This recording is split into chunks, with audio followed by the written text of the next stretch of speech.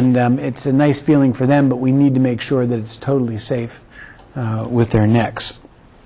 Now, these activities are the foundation for then moving on to the active balanced development activities. Now, the active activities are activities such as rolling, forward rolls, backward rolls, and that then moves into gymnastics. So we continue them with this particular level as well. The next point on your note sheets there is a very important one, and it says there to avoid restrictive devices. What does this refer to?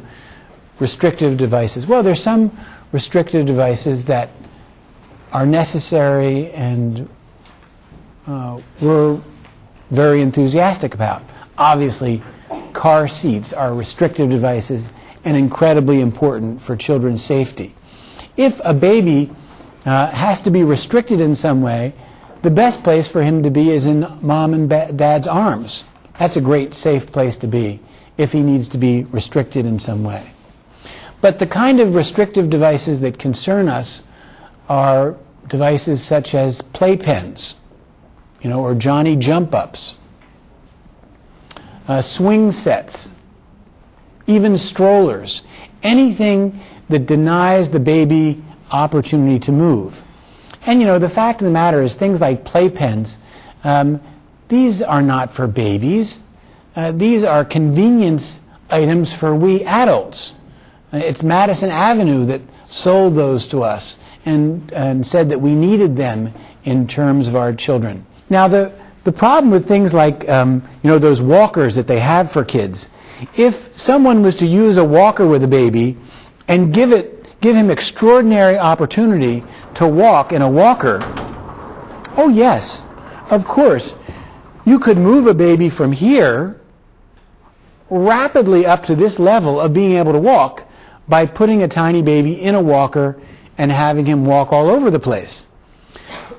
But the neurological price one would pay by doing that, by skipping the pons and the midbrain level, and of course the lack of development of convergence of vision, we shouldn't be at all surprised when that baby goes off to school at 6 that he has an enormously difficult time trying to learn to read, which can then slow him down during his entire life. So we are opposed to these devices because they skip important neurological steps which can have large intellectual consequences. The Sarah's ride puts the baby at mother's hip, and that means that the body weight of the baby goes on mother's hip.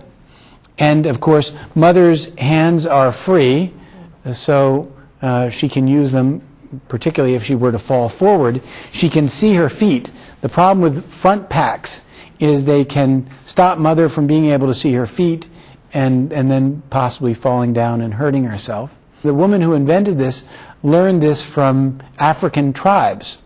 And African tribes carry their babies in this way, and it's a very effective way of having a baby and moving him around. Some mothers become concerned that their children did not have enough opportunity to crawl and creep when they were tiny babies. So we're going to give you a program to do right now, and we advise you to write this down. And as I said before, this could be the single most important piece of information that we can give you this week. So if your baby is between 18 and 30 months of age, and you'd like him to do more crawling and creeping, our advice to you is don't do it. And the reason we say don't do it is if you go to an 18-month-old or a 30-month-old and you say it's time for you to get down and crawl and creep on the floor, the baby has every reason to say, you must be crazy. I've been trying to learn to walk for a year and a half, my entire life, and now you're trying to make me get down on the floor and crawl around and creep around like that? No way. So our advice is don't do it.